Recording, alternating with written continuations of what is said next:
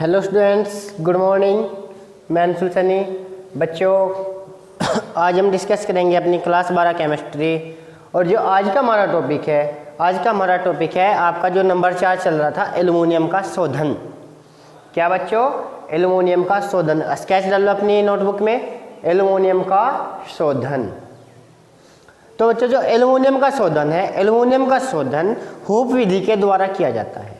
Aluminium का शोधन hoop विधि के द्वारा किया जाता है। बच्चों, ये आपकी हूप विधि है। ये फिगर आप अपनी नोटबुक के अंदर बनाओगे, ठीक है, साफ सुंदर आप फिगर बनाओगे। तो अब देखते हैं हम हूप विधि के द्वारा एल्युमिनियम का शोधन कैसे किया जाता है। बच्चों, ये हमारी हूप विधि है। इसमें क्या होता है, लोहे का एक पात्र लेते हैं, और इस पात्र के अंदर कार्बन का अस्तर लगा देते हैं। लोहे का एक पात्र लेकर उसके अंदर कार्बन का एक अस्तर लगा देते हैं। इसमें जो द्रव होता है, द्रव अपने घनत्व के आधार पर 3 परतों में विभाजित होता है।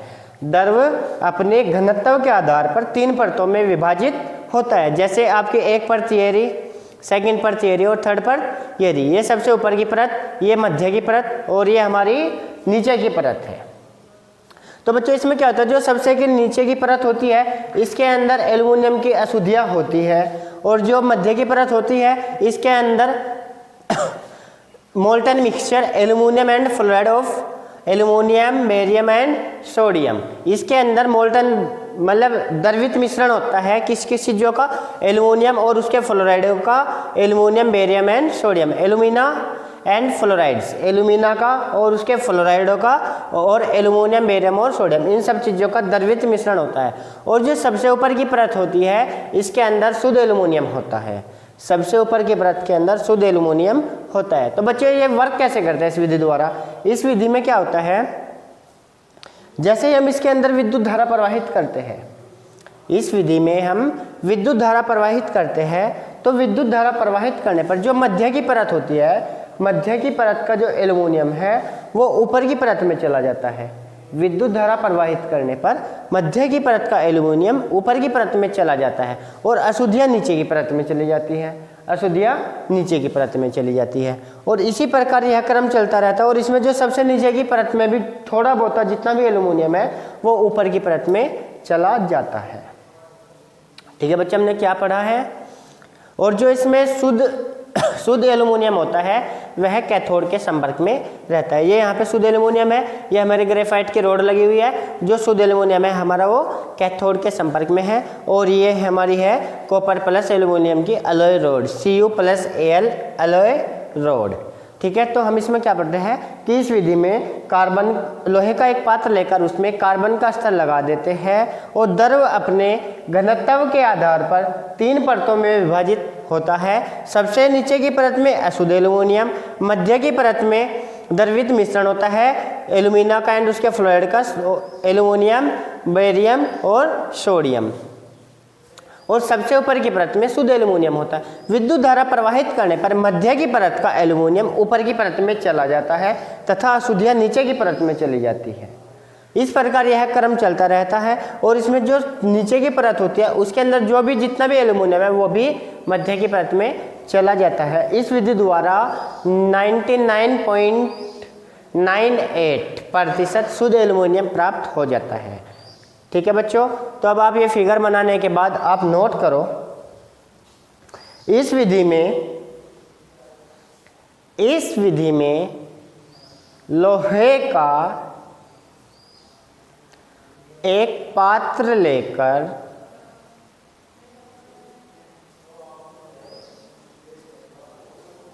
उसमें अंदर की ओर या अंदर की सतह पर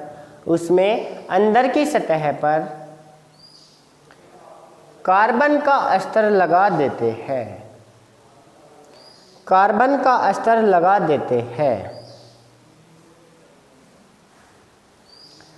इस पात्र में द्रव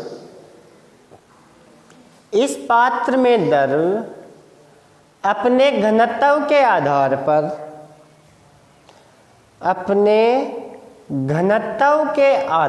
पर 3 परतों में विभाजित होता है। 3 परतों में विभाजित होता है। सबसे नीचे की परत में, सबसे नीचे की परत में अशुद्ध एल्युमिनियम होता है, अशुद्ध एल्युमिनियम होता है, जिसमें सिलिका आदि, जिसमें सिलिका आदि की भी अशुद्धियाँ रहती है, की भी अशुद्धियाँ रहती है, तथा मध्य की परत में, तथा मध्य की परत में एल्युमिनियम, सोडियम, बेरियम, फ्लूओराइडो, फ्लूओराइडो तथा एल्यूमिना, तथा एल्यूमिना की अशुद्धियाँ होती है।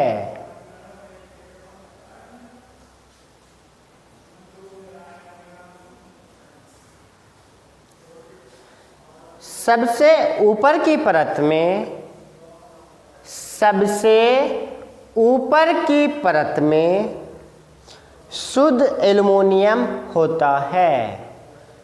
सबसे ऊपर की परत में शुद्ध एल्युमिनियम होता है, जो कैथोड के संपर्क में रहता है, जो कैथोड के संपर्क में रहता है। विद्युत धारा, विद्युत धारा प्रवाहित करने पर मध्य की परत का, मध्य की परत का शुद्ध एल्युमिनियम, शुद्ध एल्युमिनियम सबसे ऊपर की परत में चला जाता है, सबसे ऊपर की परत में चला जाता है, और अशुद्धियाँ नीचे की परत में एकत्र हो जाती है, या नीचे की परत में चली जाती है।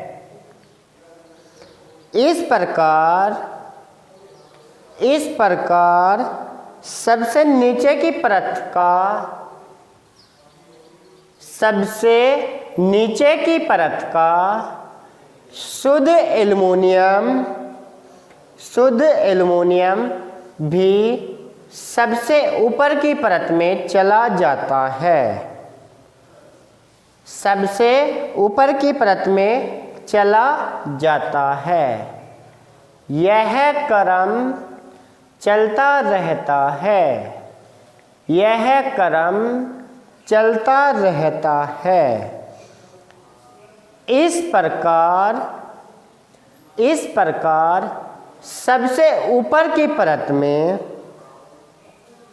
इस प्रकार सबसे ऊपर की परत में लगभग 99.98% या 99.98% शुद्ध एल्युमिनियम प्राप्त हो जाता है, शुद्ध एल्युमिनियम प्राप्त हो जाता है।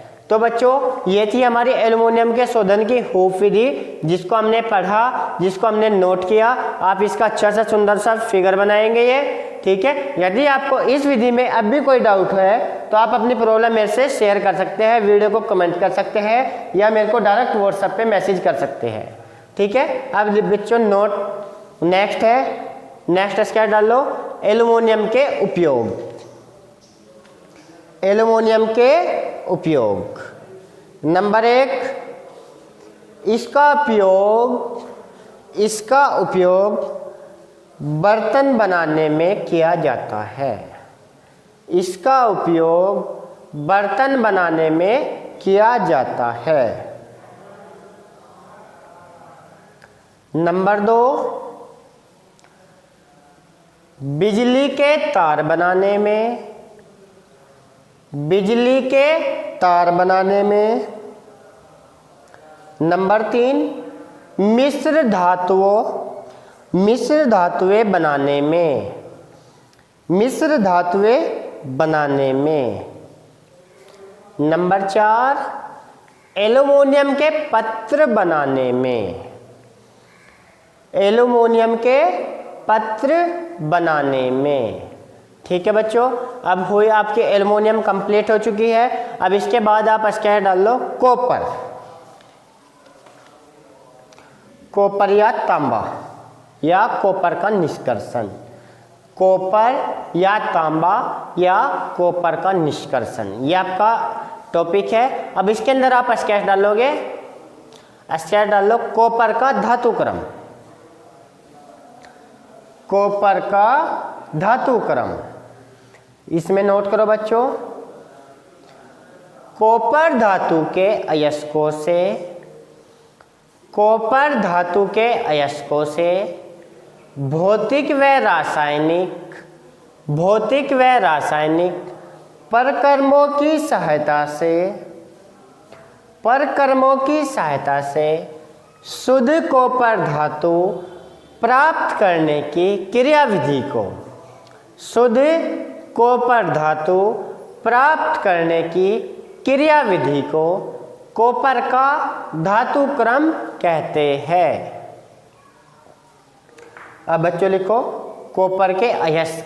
नेक्स्ट स्केच है आपकी कॉपर के अयस्क, इंपॉर्टेंट है। तो बच्चों मैं बोर्ड पे नहीं लिखूंगा, बस मैं डायरेक्ट बोल रहा हूं, आप अपनी नोटबुक में नोट करो। Number 1, copper pyrite, copper pyrite. सूत्र होगा बच्चों CuFeS2, CuFeS2। Number 2, copper glance, copper glance. Formula होगा बच्चों Cu2S, Cu2S। ठीक है बच्चों, ऐसे लिखना है आपको Cu2S। ठीक है, पहले मैंने कॉपर पायराइट बोल रहा था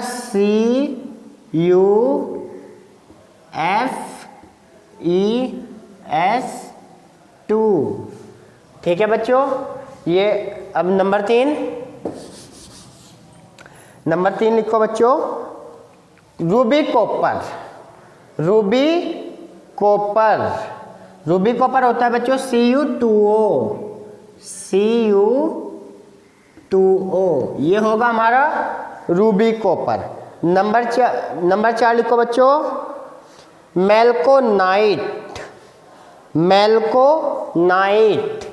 मेल्कोनाइट होता है बच्चों CuO, CuO।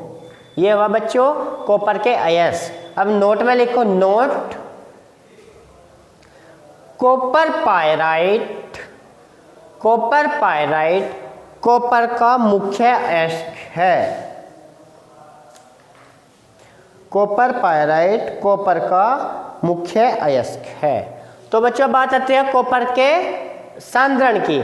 तो बच्चों जो कॉपर का सांद्रण होता है यह 2 विधियों के द्वारा होता है। एक तो हमने पीछे पढ़ ली फेन पलवन विधि, ये हम पीछे पढ़ चुके हैं तो इसको हमें दोबारा पढ़ने की जरूरत नहीं है। और एक हमने पढ़ी थी विद्युत अपघटनी विधि, तो विद्युत अपघटनी विधि भी हमने पीछे पढ़ ली है, तो इसको भी हमें पढ़ने की जरूरत नहीं है, सेम है। तब आप नेक्स्ट डाल लो स्केच आपका जिंक या जिंक का निष्कर्षण, जिंक या जिंक का निष्कर्षण। स्केच डाल लो बच्चों। अब इसके अंदर आप जिंक के निष्कर्षण के अंदर क्या डालो, जिंक का धातु क्रम, जिंक का धातु क्रम। इसके अंदर लिखो आप जिंक धातु के अयस्कों से, जिंक धातु के अयस्कों से भौतिक व रासायनिक, भौतिक व रासायनिक परक्रमों की सहायता से, परक्रमों की सहायता से शुद्ध जिंक धातु, शुद्ध जिंक धातु प्राप्त करने की, प्राप्त करने की क्रियाविधि को जिंक का धातु क्रम कहते हैं। जिंक का धातु क्रम कहते हैं। अब बच्चों नेक्स्ट क्या डाल लो आप, जिंक के अयस्क। जिंक के अयस्क लिखो। Number 1 zinc blende. Zinc blende,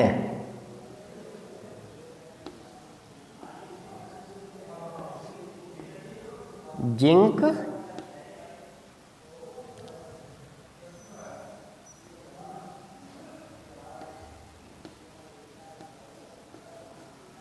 zinc blende, ये होता है बच्चों ZNS,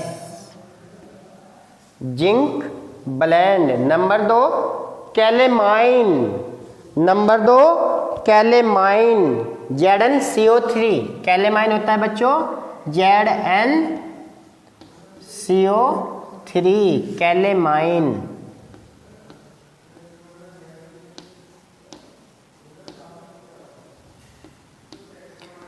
अब नंबर 3 है बच्चों आपका जिंकाइट। जिंकाइट,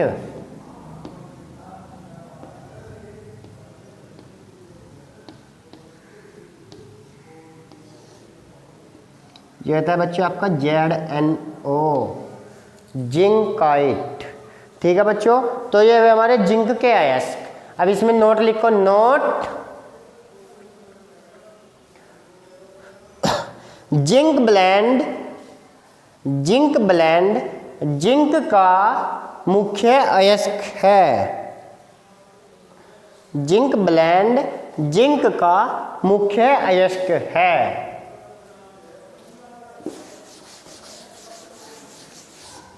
नेक्स्ट लिखो बच्चों आप। अब बच्चों इसमें भी वही है, अगर हम जिंक का सांद्रण पढ़ते हैं तो इसमें हम फेन बलवन विधि पढ़ेंगे। ठीक है, वो हम पीछे पढ़ चुके हैं तो इन्हें पढ़ने की जरूरत नहीं है। अब आप स्क्वायर डाल लो। आयरन। आयरन या आयरन का निष्कर्षण Fe। आयरन होता है Fe। अब आप स्क्वायर डाल लोगे। आयरन का धातु क्रम। आयरन का धातु क्रम, इसके अंदर लिखो आप आयरन धातु के अयस्कों से, आयरन धातु के अयस्कों से भौतिक व रासायनिक, भौतिक व रासायनिक परकर्मों की सहायता से, परकर्मों की सहायता से शुद्ध आयरन धातु, शुद्ध आयरन धातु प्राप्त करने की क्रियाविधि को, प्राप्त करने की क्रियाविधि को आयरन का धातु क्रम कहते हैं। आयरन का धातु क्रम कहते हैं। तो बच्चों इसके अयस्क देखते हैं हम। स्क्वायर डाल लो अयस्क। नंबर 1 डाल लो आप हेमेटाइट। Haematite,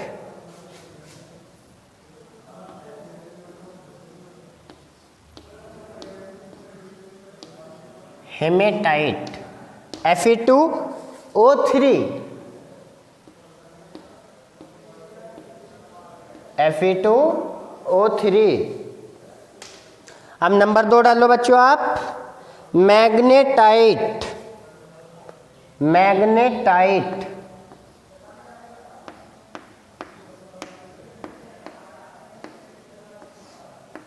magnetite Fe3O4। और नंबर 3 डालो बच्चों siderite. Siderite, siderite FeCO3।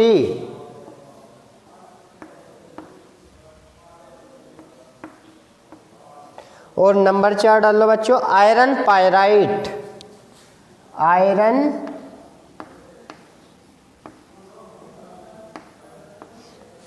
Pyrite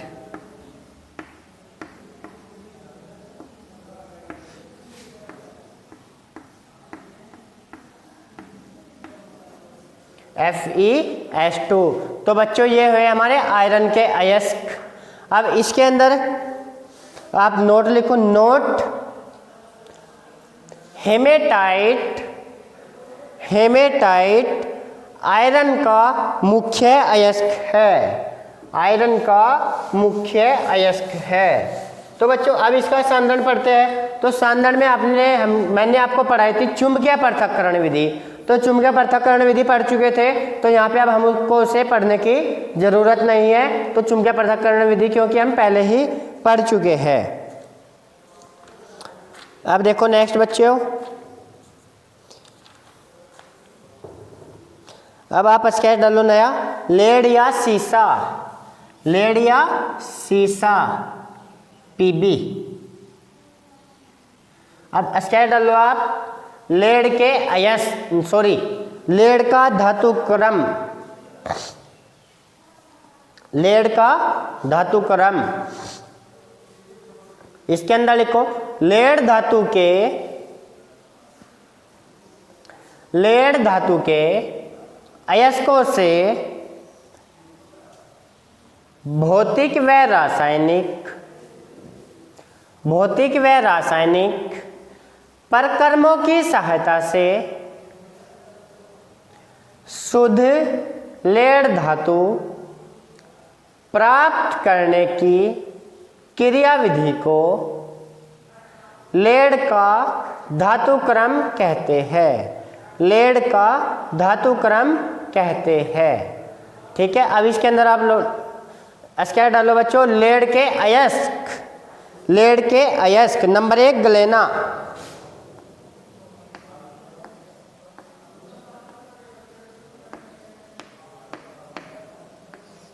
गलेना PbS। Number 2 है बच्चों सीरूसाइट,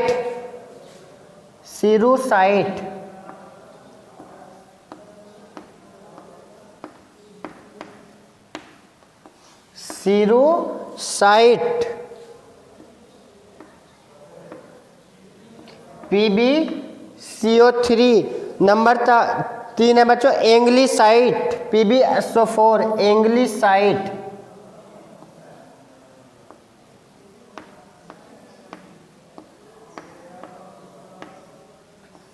PbSO4।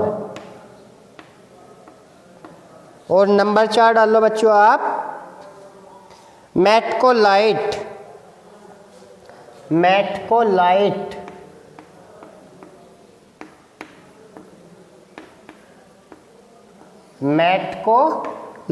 PbCl2 into PbO, PbCl2 into PbO। ये हुए बच्चों हमारे लेड के अयस्क। अब आप नेक्स्ट स्केच डाल लो,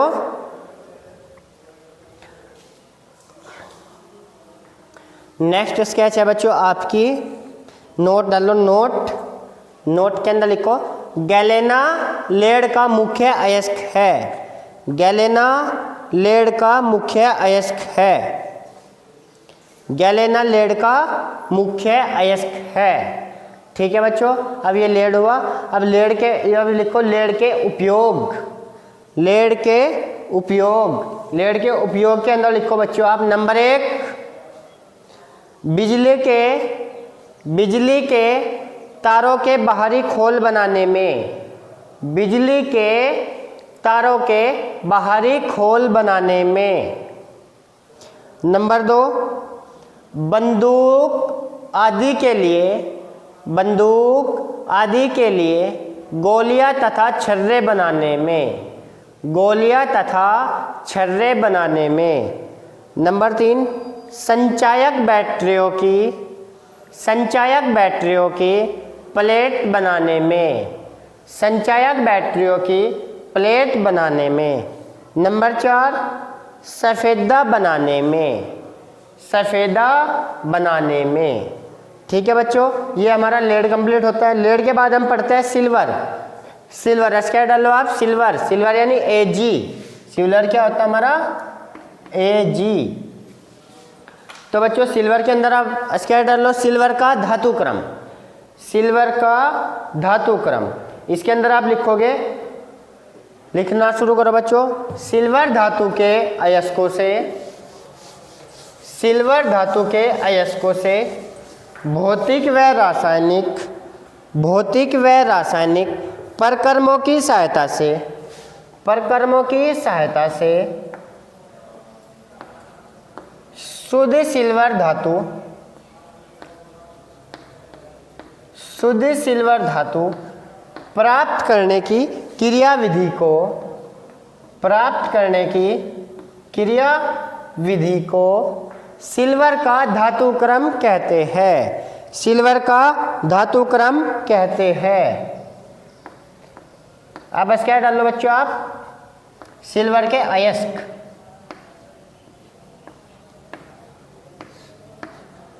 सिल्वर के अयस्क। सबसे पहले लिखो silver glance, silver glance, silver glance Ag2S। उसके बाद हॉर्न सिल्वर, हॉर्न सिल्वर के अंदर लिखो AgCl। नंबर 3 गलेना,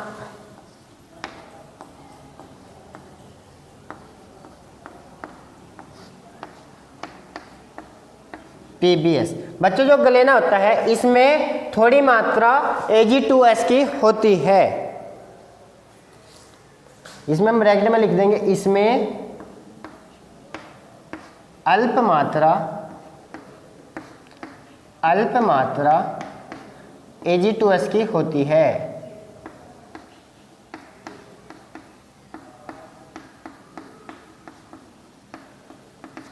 ठीक है बच्चों, ये हुए हमारे सिल्वर के अयस्क।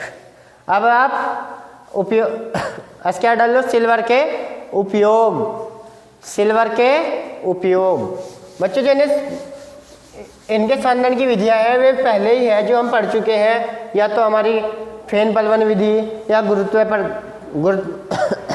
चुंबकीय पृथक्करण विधि या विद्युत अपघटनी विधि, ये सारी विधियां हैं जो हम पढ़ चुके हैं, तो इसको बार बार पढ़ने की कोई ज़रूरत नहीं है। अब लिखो सिल्वर के उपयोग। नंबर 1 आभूषण बनाने में, नंबर 1 आभूषण बनाने में। नंबर 2 दर्पण बनाने में, कि जो आपका शीशा होता है शीशे के पीछे वो लेप होता है वो। नंबर 2 सिल्वर बनाने में, नहीं सॉरी दर्पण बनाने में। नंबर 3 सिल्वर के यौगिक बनाने में। नंबर 3 सिल्वर के यौगिक बनाने में।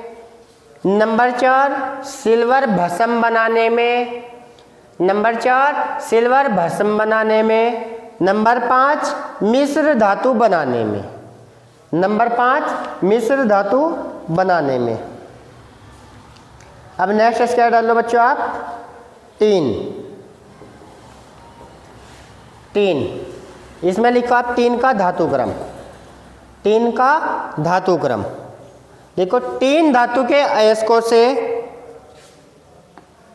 3 धातु के अयस्कों से भौतिक व रासायनिक, भौतिक व रासायनिक परकर्मों की सहायता से, भौतिक व रासायनिक परकर्मों की सहायता से शुद्ध 3 धातु, शुद्ध 3 धातु प्राप्त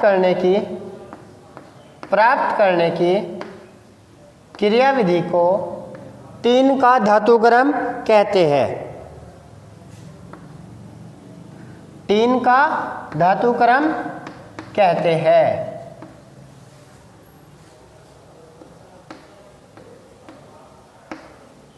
अब क्या डाल लो, 3 के अयस्क, 3 के अयस्क। Number 1 tin stone SnO2। Number 2 एस्टेनाइट CuS into FeS into SnS2। ठीक है बच्चों, अब आप नेक्स्ट क्या डाल लो, 3 के उपयोग, 3 के उपयोग। नंबर 1 इसका उपयोग मिश्र धातुओं को बनाने में किया जाता है।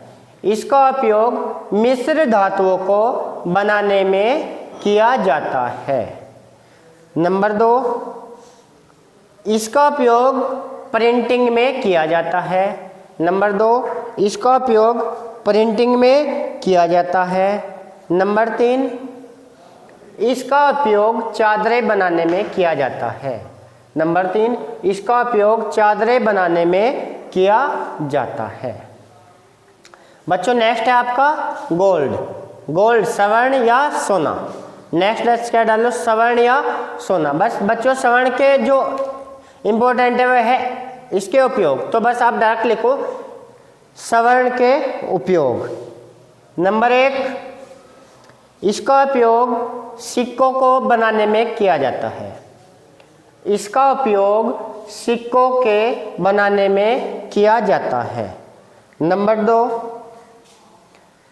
2 डालो, इसका उपयोग आभूषण बनाने में किया जाता है। नंबर 2, इसका उपयोग आभूषण बनाने में किया जाता है। नंबर 3, इसका उपयोग सोने की परत चढ़ाने में किया जाता है। नंबर 3, इसका उपयोग सोने की परत चढ़ाने में किया जाता है।